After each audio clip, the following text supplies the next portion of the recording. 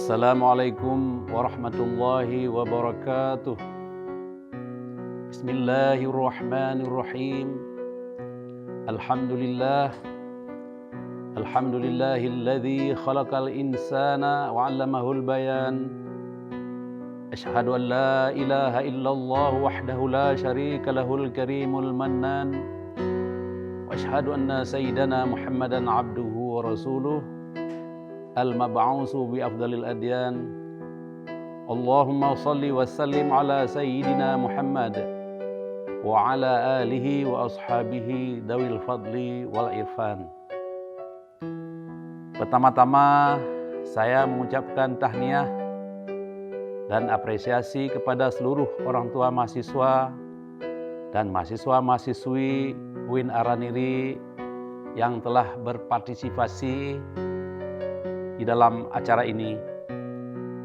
Semoga semuanya diberikan rahmat Allah Subhanahu wa taala dalam keadaan sehat walafiat. Atas nama segenap sivitas akademika UIN Araniri, saya mengucapkan terima kasih atas segala perhatian dan pengertiannya selama pembelajaran daring ini. COVID-19 telah menyebabkan perubahan mendadak di segala bidang, tak terkecuali sektor pendidikan. Telah terjadi disrupsi melebihi revolusi industri 4.0 yang membuat kelimpungan semua pihak. Tak satupun perguruan tinggi di dunia yang luput dari dampak COVID-19 ini. Hanya dalam waktu singkat, seakan tanpa jeda, sejak kasus pertama menyerang negeri kita, seluruh 2.136 perguruan tinggi negeri dan swasta hijrah dari dunia tatap muka, beralih ke dunia maya. Ruang kelas pun yang dulu luas, mahasiswa bisa berinteraksi, berkomunikasi secara edukatif langsung dengan para dosennya yang sudah berjalan 4 kali tatap muka. Tiba-tiba saja COVID datang.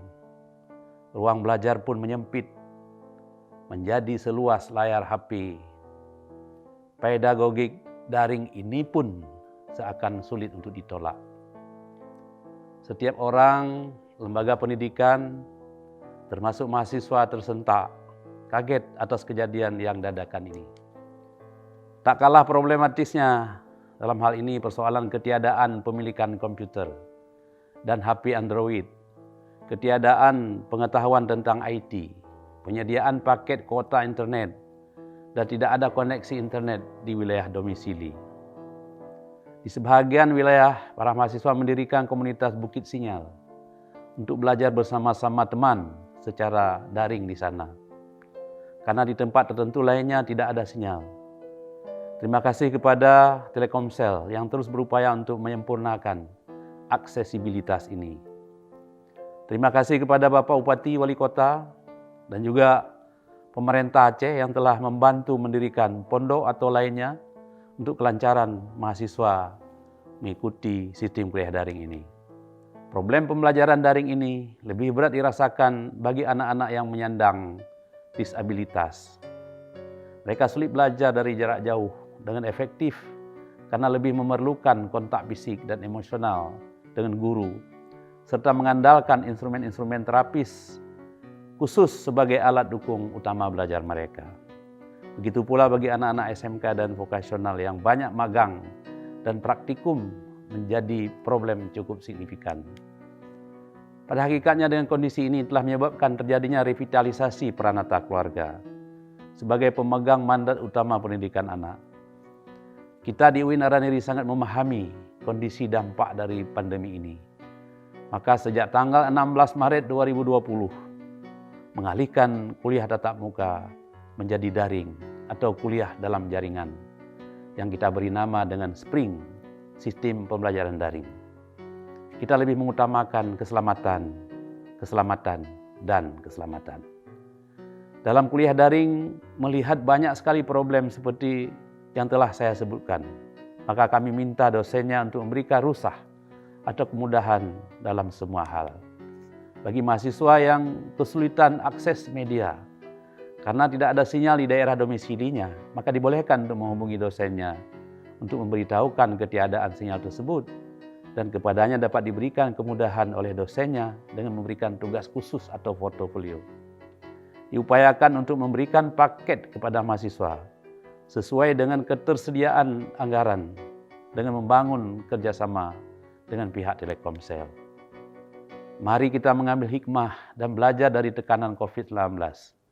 Bagi orang yang mengalami kesadaran tinggi, dapat meningkatkan kesalihan individual dan kesalihan sosial melalui collective consciousness atau al-wa'yu al-jama'i, termasuk belajar hidup bersih, memelihara wudhu, hidup teratur, disiplin, hidup sehat, kesadaran melindungi diri dari penyakit berbahaya, dan lain-lain. Kita akui memang pilihan kebijakan ini adalah pilihan yang sulit, pahit dan tidak nyaman. Masih menyisakan cukup banyak tantangan. Namun dalam keadaan bagaimanapun keselamatan jiwa diutamakan dan belajar mengajar tetap menjadi skala prioritas. Kini pandemi COVID semakin mengganas dan mengancam. Kuliah daring memang tidak dapat mencapai hasil semaksimal mungkin karena persepsi kita masih dalam pembelajaran tatap muka. Masih tatap muka minded. Namun kita harus menjalaninya semampu kita dan semampu teknologi pembelajaran daring yang kita miliki. Tak ada pilihan lain selain berserah diri kepada Allah Subhanahu wa Ta'ala. Seraya berdoa semoga pandemi ini cepat berlalu. Allahumma adfa'anna al-bala awal waba anil ibad wa andil rahmataka alal ibad. Wallahu muwaffiq ila aqwamit thariq. Wassalamualaikum warahmatullahi wabarakatuh.